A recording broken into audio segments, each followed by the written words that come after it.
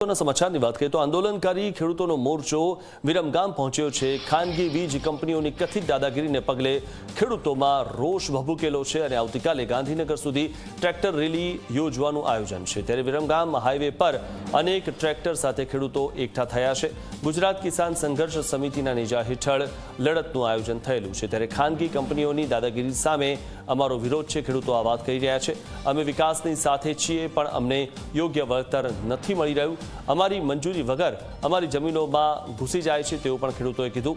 ભાડેની police રાખીને ખેડૂતોને ડરાવવામાં આવે છે। અરેલી સરકારને એક અલ્ટિમેટમ છે કે હજી પણ ખેડૂતોની વાત સાંભળો, આવતીકાલે અમે બતાવી દઈશું કે ખેડૂતોની તાકાત શું હોય છે।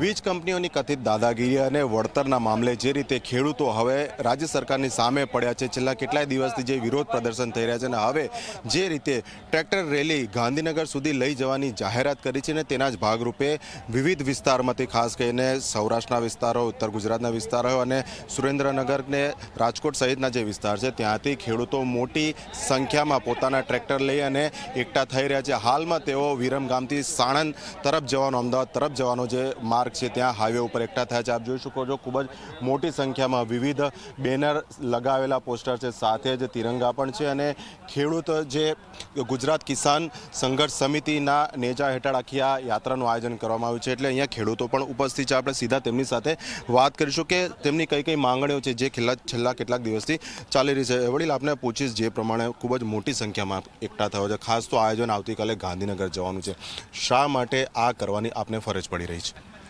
ખેડૂતને કોઈ વ્યક્તિગત કંઈ પ્રોબ્લેમ નથી, પણ આ આખા ખેડૂતનો પ્રશ્ન છે। ખેડૂતને પોતાની માલિકીની જમીનમાં બળજબરીપૂર્વક વીજ લાઈનો નાખવામાં આવી રહી છે અને તે પણ સરકારી નથી, તે પણ પ્રાઇવેટ કંપનીની છે। એટલે વાંધો અને વિરોધ અહીંયા છે કે તમારે કામ કરવું હોય તો કરો, ના નથી, અમે તમારા વિકાસમાં સહભાગી થવા તૈયાર છીએ, પણ ખેડૂતને પૂરું વળતર દઈને તમે કામ ચાલુ કરો। પણ આ સરકારી લાઈન નથી, પ્રાઇવેટ કંપનીની છે અને આ પોલીસ જે ભાડે લઈ આવે છે, સરકારમાંથી ભાડે લઈ આવીને ખેડૂત ઉપર બળજબરીપૂર્વક લાઈનો, વીજ લાઈનો નાખવામાં આવી રહી છે, તેનો અમને વાંધો અને વિરોધ છે। અમારી બહેનો દીકરીઓ પણ ઉપર પણ અમે જેતપરમાં જોયું તમે કે અત્યાચાર કરવામાં, એને પણ મૂકવામાં નથી આવતી। આ કેટલી નિર્દય સરકાર છે। અમે આના કાન, મૂંગી બેરી સરકારના કાન ખોલવા અને આંખ ખોલવા જઈ રહ્યા છીએ ને એને આજે અમે અલ્ટિમેટમ દેવા જઈ રહ્યા છીએ કે અમે તમને અત્યારે ચેતવી રહ્યા છીએ કે ચેતી જાઓ,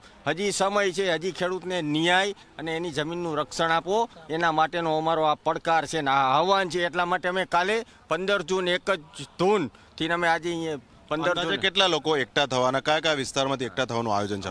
અમારો વિસ્તાર મોરબી અને ટંકારા છે, લગભગ ત્યાંથી 300 જેટલા ટ્રેક્ટર લઈને અમે નીકળ્યા છીએ। તમે આ નજર સામે જોઈ રહ્યા છો, હજી ચારે બાજુથી ટ્રેક્ટર આવી રહ્યા છે। આ તો એક અમારી સૌરાષ્ટ્ર બાજુના ટ્રેક્ટર છે। એટલે સરકાર આપની સાથે કોઈ વાતચીત કરી છે? તમારી જે માંગણી છે, કોઈ પ્રતિનિધિ મંડળને મળવા બોલાવ્યું હોય, બેઠક કરવાનું સરકારનું કોઈ વિચાર પણ એવું લાગે છે અત્યાર સુધી?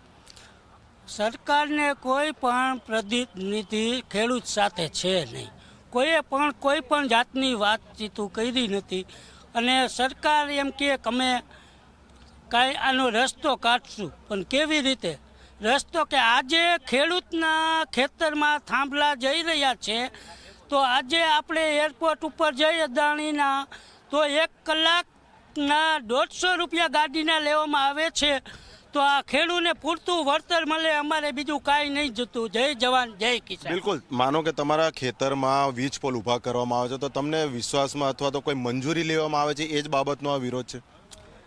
હવે ગઈકાલે જ મારા કજીન ભાઈને ત્યાં, અને ભાઈ એક્સપાયર થઈ ગયા, ભાભી વિધવા હતા ગઈકાલે, કોઈ પણ જાતની, મારું ગામ જેતપર, બરાબર, અને ગઈકાલે અમે અહીંયા ખેતર સ્થળ ઉપર ગયા અને આગલે દિવસે ખાડોની અને કાલે પોલીસ પ્રોટેક્શન સાથે હતો, મારા ભાભીને સાથે લઈને ગયા અમે કુટુંબના, અને અમને કોઈ પણ જાતની નોટિસ બેજવી નથી, અમારી કોઈ જાતની અમારે સહમતી નથી અને અમારા કોઈ જાતની ચર્ચા નથી કરી અને ખેતરમાં ઘૂસી ગયા અને કામ ચાલુ કરી નાખ્યું।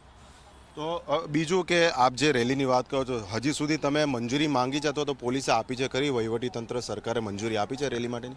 મંજૂરી અમારા જે લાલજીભાઈ દેસાઈ છે, પાલભાઈ આંબલિયા છે, મહેશભાઈ રાજકોટિયા છે, તેને 99% તો પ્રોસેસ કરી છે. કાલે મેસેજ હતા ને લગભગ મંજૂરી મળી પણ ગઈ છે.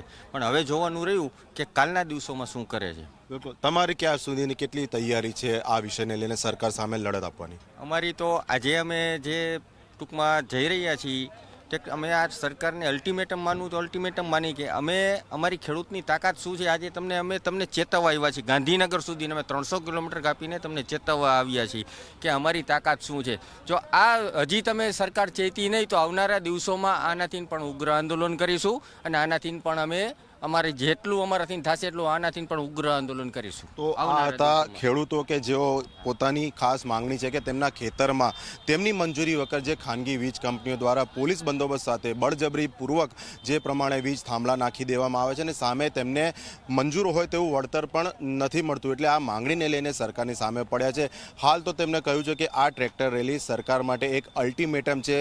જો સરકાર હજી આ મામલામાં ચોક્કસથી કોઈ નિર્ણય નહીં કરે તો આગળ જતા કોઈ પણ પ્રકારના ગમે તે લેવલ સુધીના આંદોલન માટે ખેડૂતો તૈયાર છે.